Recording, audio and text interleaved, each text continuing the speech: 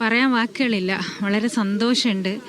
ഇത് ഈ ഒരു കേസിന്റെ മാത്രം വിധിയല്ല. യഥാർത്ഥത്തിൽ സ്കൂളുകളിലേക്ക് മക്കളെ അയക്കുന്ന ഓരോ രക്ഷിതാക്കളും, അത് നമ്മുടെ അധ്യാപകർ കുട്ടികളെ അത്രയധികം സംരക്ഷിക്കും. അവർ നമ്മൾക്ക് പകരമാണ്, പേരൻസിന് പകരമാണ് എന്ന് കരുതുന്നവരാണ്. അവിടെയാണ് ഇത്രയും ഒരു നിർഭാഗ്യകരമായിട്ടുള്ള ഒരു സംഭവം ഉണ്ടായത്. അതുണ്ടായപ്പോൾ തന്നെ ആ കുഞ്ഞാണെങ്കിൽ മറ്റുള്ള ഇതിൽ നിന്നൊക്കെ ഭിന്നമായിട്ട് അത് തുറന്നു പറയുകയാണ് ചെയ്തത്. അത് മറച്ചു വെക്കുകയല്ല, അത് തുറന്നു പറഞ്ഞു. അപ്പോൾ യഥാർത്ഥത്തിൽ ആ കുട്ടിക്ക് അർഹമായിട്ടുള്ള നീതി കിട്ടേണ്ടതുണ്ട്. അതാണ് ഇപ്പോൾ കിട്ടിയത്. പക്ഷേ ഈ 6 വർഷം ആ കുട്ടി അനുഭവിച്ച വേദനകൾ, അത് നമ്മൾ ഓരോരുത്തരുടെയും നമ്മൾ നെഞ്ചിൽ ഏറ്റെടുക്കേണ്ടതാണ്.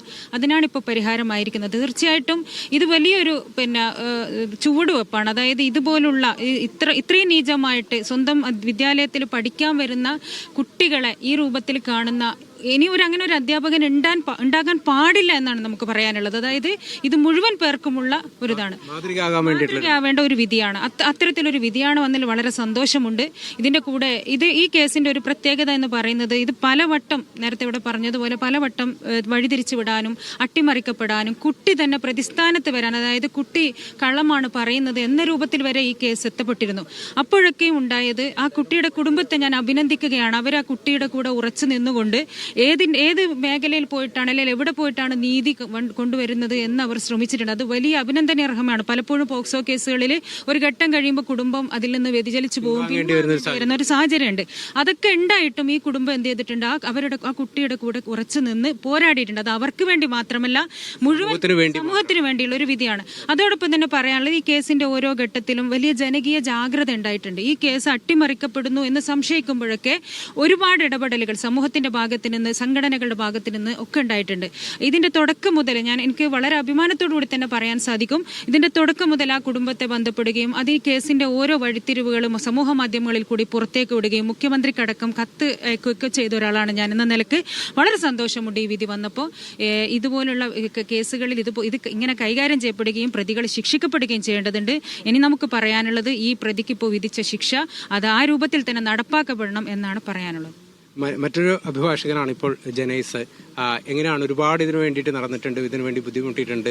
നിയമത്തിന്റെ സാധ്യതകൾ ഉപയോഗപ്പെടുത്തി പ്രതി രക്ഷപ്പെടാനുള്ള നീക്കങ്ങൾ നടത്തുമ്പോൾ അതിനെ പ്രതിരോധിക്കുക എന്നുള്ളതായിരുന്നു ഏറ്റവും വലിയൊരു നമ്മുടെ ഒരു ടാസ്ക് ആയിട്ടുണ്ടായിരുന്നത്. എങ്ങനെയാണ് ഇപ്പോൾ കാണുന്നത്? മാതാ പിതാ ഗുരു എന്ന് എഴുതി ചുമരിൽ ഒട്ടിച്ച് രാത്രി ഉറങ്ങുമ്പോൾ അത് കണ്ടുകൊണ്ടും എഴുന്നേൽക്കുമ്പോൾ അത് കണ്ടുകൊണ്ടും ഉണരുന്ന പാലത്തായിലെ ഗ്രാമത്തിലെ ഒരു പെൺകുട്ടി. ആ പെൺകുട്ടി LSSന്റെ സ്കോളർഷിപ്പ് കിട്ടിയ ഒരു പെൺകുട്ടിയാണ്. പിതാവില്ലാത്ത, ഉപ്പയെ കാണാത്തൊരു കുട്ടിയാണ്. ഉമ്മ പ്രസവിക്കുന്നതിന് മുന്നേ ഉപ്പ മരണപ്പെട്ടു പോയിട്ടുണ്ട്. അങ്ങനെയുള്ള ഒരു കുട്ടിയെ സംരക്ഷിക്കേണ്ട ഒരു അധ്യാപകൻ, LSSന്റെ സ്കോളർഷിപ്പ് കിട്ടിയ ഒരു മിടുക്കിയായ ഒരു വിദ്യാർത്ഥിനിയെ, ആ ക്ലാസ്സിലെ മിടുക്കിയായ ഒരു വിദ്യാർത്ഥിയെ ഈ ഒരു അധ്യാപകൻ പീഡിപ്പിച്ചു. ആ കുട്ടിയുടെ 5 വർഷം പോയി. സമൂഹം എങ്ങനെ അവരെ നോക്കിക്കാണുമെന്ന് നമുക്ക് പറയാൻ പറ്റില്ല. പക്ഷേ മരണം വരെ ജീവപര്യന്തം എന്നുള്ളത് അതിന് തുല്യമാണോ എന്ന് വരെ നമ്മൾ ഇപ്പോൾ ഊഹിച്ചു പോകുന്നു. വളരെ സന്തോഷമുണ്ട്. ഈ കുട്ടിക്ക് വേണ്ടിയിട്ട് കുറച്ച് ആളുകളൊക്കെ ജോലി ചെയ്തിട്ടുണ്ട്. ഇൻവെസ്റ്റിഗേഷന്റെ ഭാഗത്ത് മുന്നേ പല പ്രശ്നങ്ങളൊക്കെ ഉണ്ടായിട്ടുണ്ട്. പക്ഷെ എന്നിരുന്നാലും TK രത്നകുമാർ സാറിന്റെയും രമേശൻ സാറിന്റെയും നേതൃത്വത്തിലുള്ള അന്വേഷണം ഇത് പോക്സോ കേസ് തന്നെയാണെന്ന് കണ്ടെത്തി കുറ്റപത്രം കൊടുത്തിട്ടുണ്ട്. കോടതി കുറ്റക്കാരെന്ന് കണ്ടെത്തിയത് കൊണ്ട് തന്നെ ഏറ്റവും നല്ല ശിക്ഷ തന്നെയാണ് പ്രതിക്ക് കിട്ടിയത്. എല്ലാവരും പറയുന്നത്, അതായത് നിയമ രംഗത്തെ വിദഗ്ധരും അതുപോലെ തന്നെ ഈ വിഷയവുമായി ബന്ധപ്പെട്ട് ആദ്യമുണ്ടായ ജനകീയ പ്രതിരോധത്തിന്റെ ഭാഗമായി പ്രവർത്തിച്ച പൊതുപ്രവർത്തകരും ഉൾപ്പെടെ പറയുന്നത്, ഒരു ആശ്വാസം നൽകുന്ന വിധി അല്ലെങ്കിൽ ഇത്തരത്തിലുള്ള ക്രൂരകൃത്യങ്ങൾ സമൂഹത്തിൽ ഉണ്ടാകുന്നത് തടയാൻ പറ്റുന്ന തരത്തിലുള്ള ഒരു വിധിയാണ് ഇത്.